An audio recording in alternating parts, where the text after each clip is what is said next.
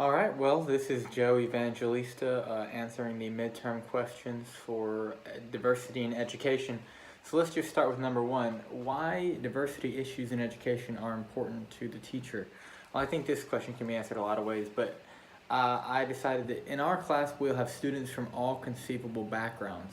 And one of the most important roles of the teacher is to understand the students that they're teaching, because this understanding results in empathy, and this empathy results in better teaching of the students and better understanding of the motives behind what they do. Because through empathy, we understand values, and values are influenced by culture.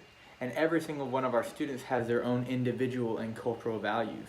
So by better understanding these values and how they drive their behavior, we can better address students' behavior as well as better teach them as individuals and as a whole class. For the second question, I'm going to be using the Disney movie Pocahontas, and I'm going to be contrasting or comparing the characters of John Ratcliffe and Pocahontas herself and where they fall on the DMIS. I'll start with Ratcliffe. Now, John Ratcliffe is entirely on the ethnocentric end of the DMIS scale. He would probably fall somewhere between denial and defense, because he acknowledges that there is another culture, that the Native Americans do have their own culture, but he thinks that his culture is better in every and superior in every way. He calls them, within the film, he calls them savages and filthy heathens, and he even has this quote to John Smith saying lies, lies, all of it, talking about the Native Americans. He says they're murderous thieves, there's no room for them in civilized society. And then John says, but this is their land, and he says, this is my land, I make the laws here. And I say that anyone who so much looks at an Indian without killing him on sight will be tried for treason and hanged. So we see a very, very blatant and obvious ethnocentrism in John Radcliffe. He refuses to accept that any other culture other than his own is valid or correct. And then we have Pocahontas, who falls on the other end in the more ethno-relative side, where she would probably be somewhere on acceptance and integration, because she is acknowledging that these Europeans have their culture, and she is not, and she is one of the few in her tribe that is not xenophobic towards them. She is the essentially mediator between these two cultures, and her role as the heroine of the story is to prevent all-out war between this colony and the tribe that she's a part of. So she would fall very high on the ethno-relative scale. She understands the European language, she understands their culture, she understands her own culture, she acknowledges that they're both equal in value, but very, very different. And so she comes between the two and becomes essentially the ambassador. So yeah, these two characters are very, very different, even within the same film. All right, the next question is number 3 in regards to Blue Mink's Melting Pot, the song.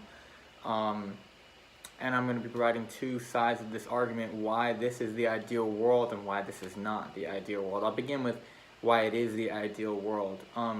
Throughout the song, there are many references to different cultures and races and religions, saying how we all need to coexist and be peaceful with one another, and intermingle and become this one large world society rather than each individual group, and less of color and religion and preferences. These things don't matter in the grand scheme of things, and instead we should love each other, and hopefully, if that happens, then in a couple hundred years, then we'll all eventually be the same. We'll all have one skin color, one culture, one religion. But it's a interesting idea, and it is appealing, but we can also take the other side of the argument and how this is not the ideal world, because in this ideal world everybody just comes together and it's a melting pot. It literally takes all these individual ingredients and turns them into one thing, whereas a better example or a better analogy would be a salad rather than a melting pot, where we have all these ingredients and they come together and they do mix together, but you can still recognize the individual ingredients within the salad. You still see the tomatoes, you still see the lettuce, you still see the carrots. It's this world where we come together, we coexist, but we celebrate each other's differences. We don't ignore them, we don't try to get rid of them. Instead, we acknowledge them and we celebrate them, and we notice them, and we love each other for them anyway. And we don't attempt to put them aside or breed them out of us. Instead, we're celebratory of our differences and our diversity in a society that coexists as well. Question number 4 deals with two hypothetical students who are constantly arguing over their religions and which one is the correct one. And for my example, I'm going to be using perhaps the two biggest and most influential religions in the world today, and that would be Christianity and Islam. So we're going to assume that one student is a Christian and one student is a Muslim. And they're constantly arguing, they're distracting class, they're bickering. Well, the first thing I would do is I would pull them aside and I would talk to them outside of class, away from the students, other students, to avoid some kind of a distraction element.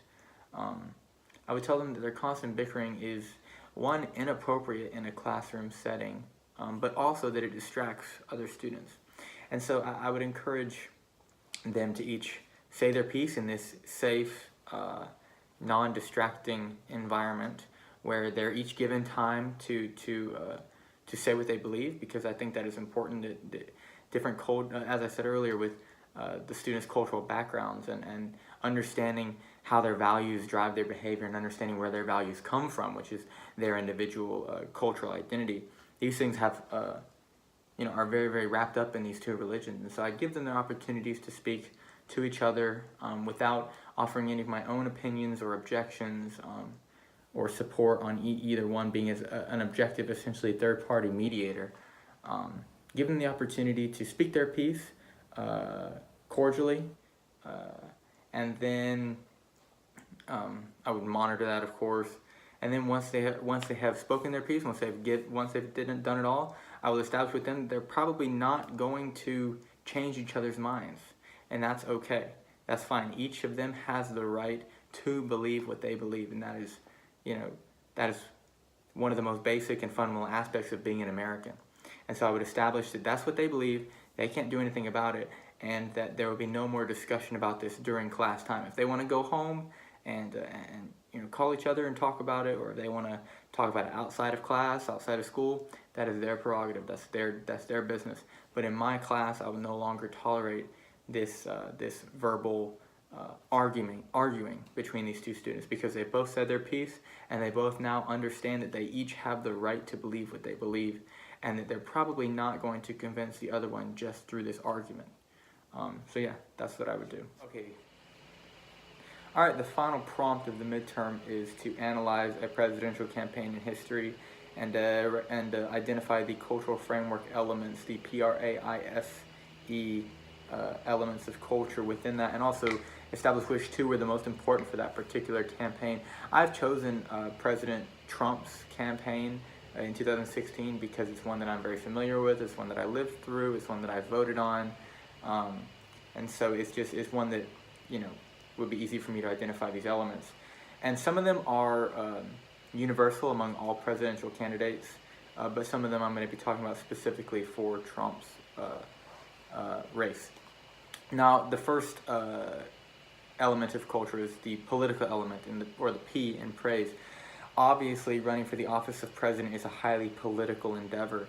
It requires being voted in by an electoral college, and there are many, many rules and regulations on who can and can't be the president, such as age restrictions, whether or not you are a U.S.-born citizen, whether or not you have a criminal record. All these different rules and regulations go into who can and can't be the president, as well as the voting procedure, which decides ultimately who our president is.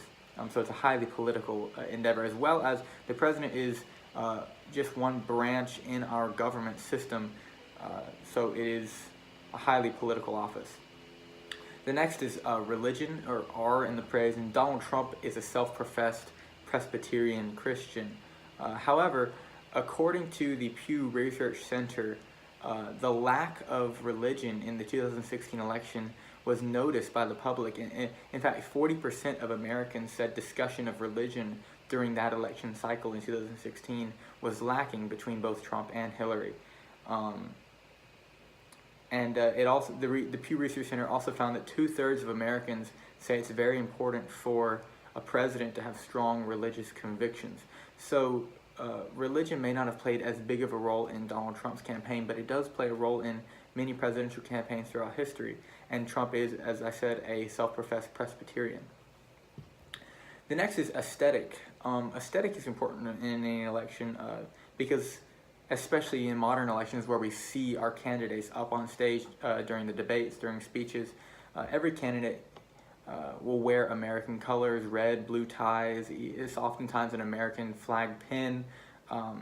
And these are just elements that aren't necessary, but they add to an aesthetic, and they add to a sort of level of credibility, because we want a president that looks good, that is up there making a good impression. And oftentimes that can mean wearing a red, blue tie, American pin, nice suit, well-tailored, well-groomed. These things, you don't want a president that gets up there that looks kind of like he just fell off the street, So aesthetic is a very important part of any presidential election, including Trump's. Intellectual is another important component because under intellectual we have communication and language and speech, and clear communication in debates and speeches is essential for a presidential candidate to succeed. They need to express their ideas, express their opinions, express policies in these very clear and concise ways so that the American people can understand them. And this intellectual endeavor is shared by all presidents, including President Trump. In fact, oftentimes in Trump's particular race, he would question the intellect of other candidates as a way of political mudslinging.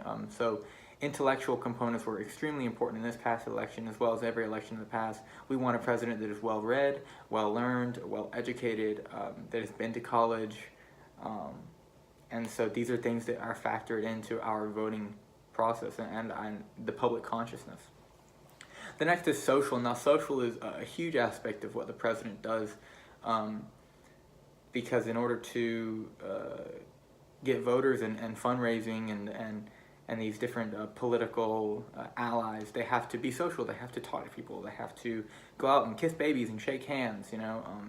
And that's a lot of what they do during the race, on the campaign.